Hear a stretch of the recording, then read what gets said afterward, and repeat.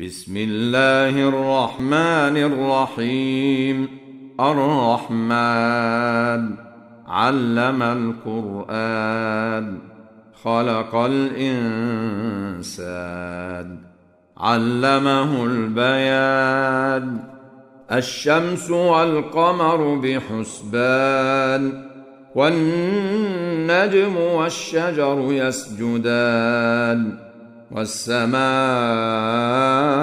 رفعها ووضع الميزان ألا تطغوا في الميزان وأقيموا الوزن بالقسط ولا تخسروا الميزان.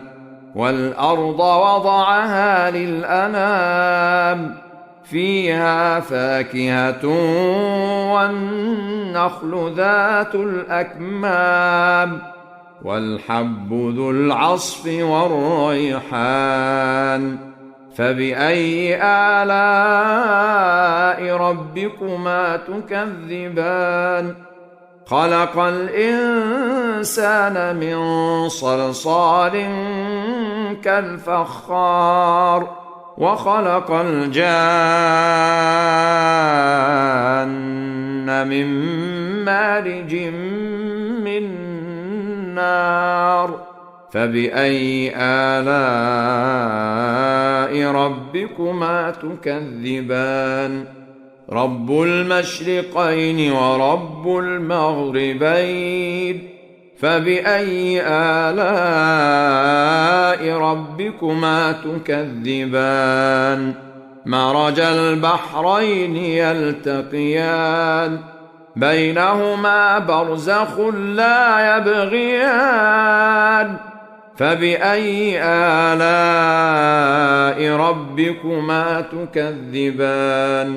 يخرج منهما اللؤلؤ والمرجان. فبأي آلاء ربكما تكذبان؟ وله الجوار المنشآت في البحر كالأعلام. فبأي آلاء ربكما تكذبان؟ كل من عليها فان، ويبقى وجه ربك ذو الجلال والإكرام. فبأي آلاء ربكما تكذبان؟ يسأله من في السماوات والأرض، كل يوم هو في شأن. فبأي آلاء ربكما تكذبان؟ سنفرغ لكم أيها الثقلان. فبأي آلاء ربكما تكذبان؟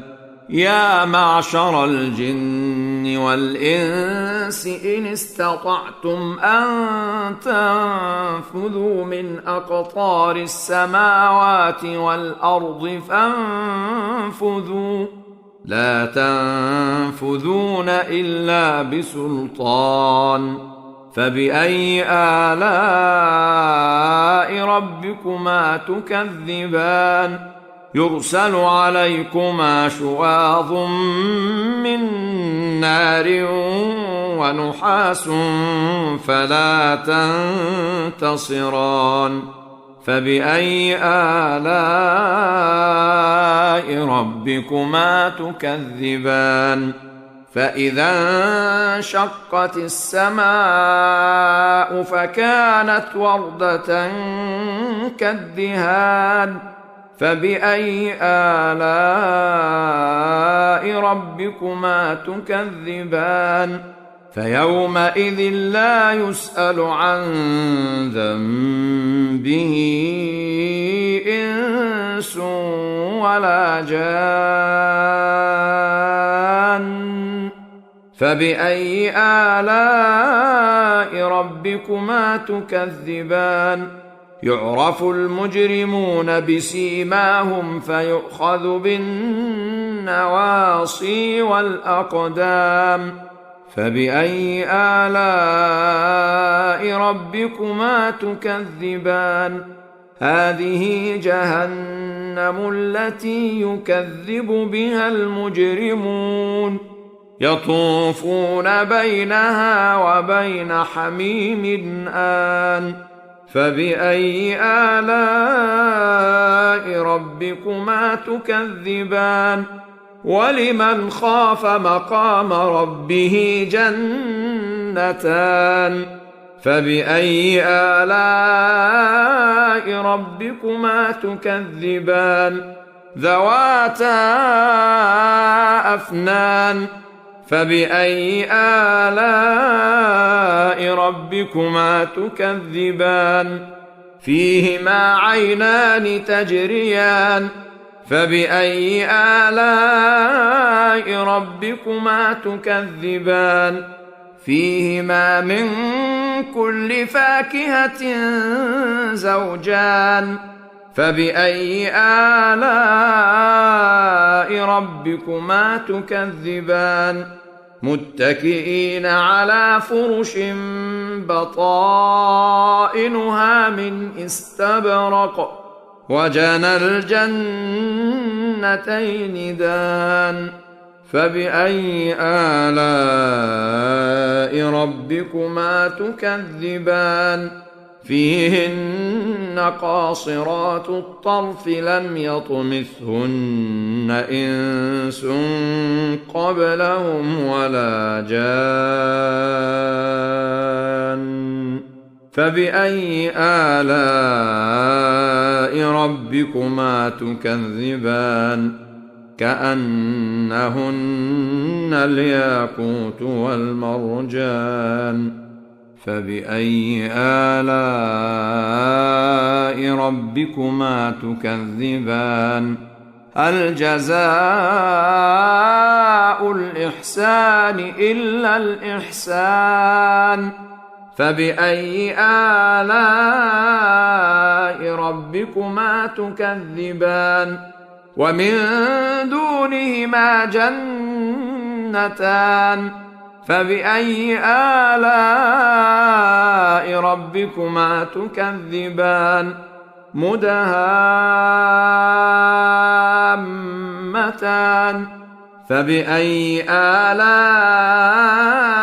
ربكما تكذبان فيهما عينان نضاختان فبأي آلاء ربكما تكذبان فيهما فاكهة ونخل ورمان فبأي آلاء ربكما تكذبان فيهن خيرات حسان فبأي آلاء ربكما تكذبان حور مقصورات في الخيام فبأي آلاء ربكما تكذبان لم يطمثهن إنس قبلهم ولا جان فبأي آلاء ربكما تكذبان متكئين على رفرف خضر وعبقري حسان فبأي آلاء ربكما تكذبان تبارك اسم ربك ذي الجلال والإكرام